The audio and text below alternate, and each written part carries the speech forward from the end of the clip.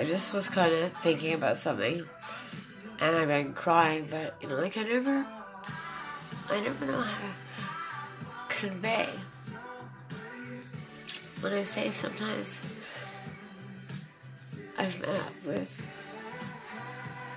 really hard, cruel, bureaucratic mistakes, to put it diplomatically correct, mistakes. I see them as vendettas. Bullying, ganging up.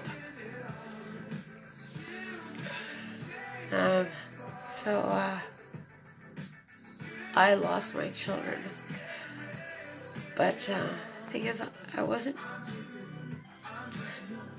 it wasn't a toss-up of whether I was a good or bad mother. And all these years, I kind of felt responsible, and, you know, slowly I've talked about what kind of mothering, and I miss my children, but I have something, and I allowed myself to go and find, and it's more truth. And the truth is, I was a great mom. I was a volunteer at Roslyn School as a nurse 2 or 3 times a week. I breastfed my children for a year each with no food, because why should I give them cereal when I can give them breast milk, the very best food? I breastfed on demand. I never had any other caregiver but one, so they wouldn't have separation anxiety.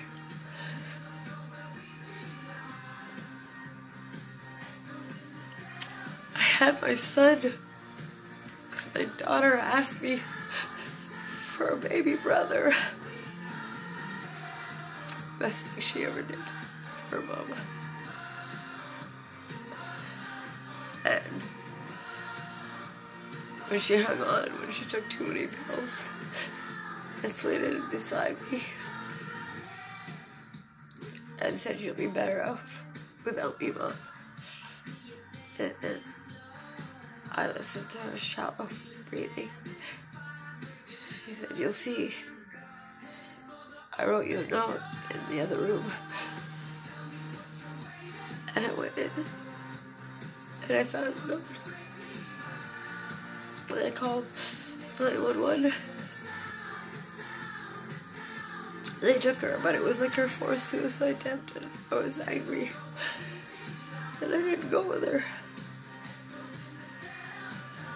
I think she had a cardiac arrest or something in the ambulance downstairs, and I called the hospital, and I was a little bit angry. I said, "She needs to be there." They said, I said, "Is she woken up?" They said, "Yeah, she's up. She learned." Okay, great. I walked in, and she couldn't get her neck off her back. And she just looked at me like, I said, "Hi, Amber." She just looked into my eyes. I spun. They didn't tell me. And the doctor said, "I don't bring people in here to tell parents anything good. You've never seen anything like this. We don't know if she's ever gonna get better." She got better. She got better. Yeah, she's done a lot of things that have broken my heart. That's why they've broken my heart. Because I was a great mom.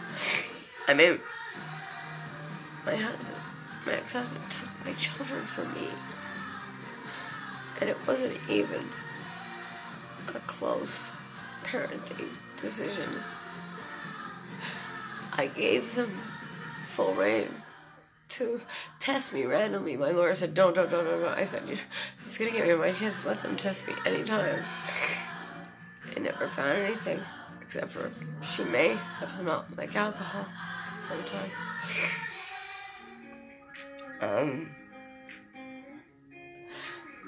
There was just no reason for it. I think they remember like 2 or 3 months where it was out of control, and yes, it was because of opiates. I had hurt my back, and it was a very, very bad thing, and that's when I went into St. Luke, and it was used against me because they said the police couldn't even find out, and they told them that I was there.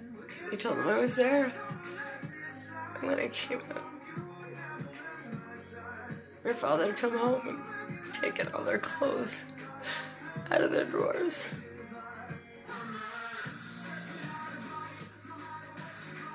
And they were gone.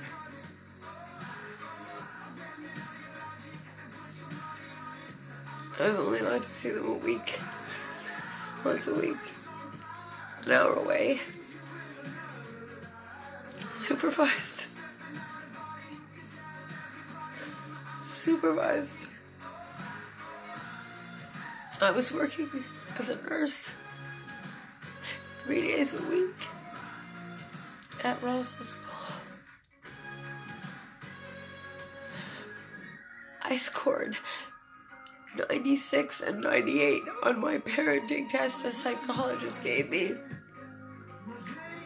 He scored 26 and 36. It's not even a close second. I went to months of parenting courses to keep my children. And because I realized to my horror, after going twice to an ER, that, like, I was opiate tolerant. They didn't know. They tested me. They said, come on, what do you want? What do you want? In fact, it was because I wasn't on, so I wasn't testing positive for anything. I was in withdrawal. None of us knew. As soon as I found out, I checked myself in, and I asked her father to say, and I had to go to have some sort of procedure. Because I didn't want to risk not being a great mom. Oh yeah, and on top of that, my son developed a rocking disorder. I'm sorry if I have to talk personally, but because there's something called, I gotta go clean this, I really gotta gross. Something called OCD. Anyways, I really shouldn't get into it. My son developed a rocking disorder because he was strapped into his high chair. Because somebody didn't want him to touch the furniture when he was just learning to walk. And so he would bang for 3 and 4 hours when I was out working. And I never knew so I went to get him therapy because I noticed it. He would do it incessantly. It's called the rocking disorder. And Amber developed a humping disorder. And I went every day to the children's with both of them. When I realized what had happened, their father never showed up, and they were quite disconcerted with him, but you know, he was busy and whatever. But Amber's humping disorder because she was scared of her father, and he would yell, and she would get scared. So when she would get scared, she'd hum, she'd get nervous, she'd go, so she wouldn't have to listen to his, Kim, whatever, like his gruff voice. It scared her, so she started humming. It was called the humming disorder. To hum out his anger. She used to look at him all the time. Daddy, happy? Happy? Are you happy? And she always wanted to make him happy. And at one point, I wasn't taking the cues from my own daughter. And she'd be like, Mommy, that might be a good husband for you. And I'm like, but Amber, you have a daddy. And she used to say, Mommy, hide your money. You know Daddy will steal it from you. I exposed her to that, so I'm not proud of that. Once her piggy bank was broken open, and she said, oh my goodness, Mommy, someone's stolen my money. And I said, oh really, come on. And he said, what? I needed it. And then she mustered up courage to ask. And she said, I gave that money. He said, I gave that money to you. I gave it to you, and I can take it whenever I want. don't know why I said that. I shouldn't really have said that, but it was just...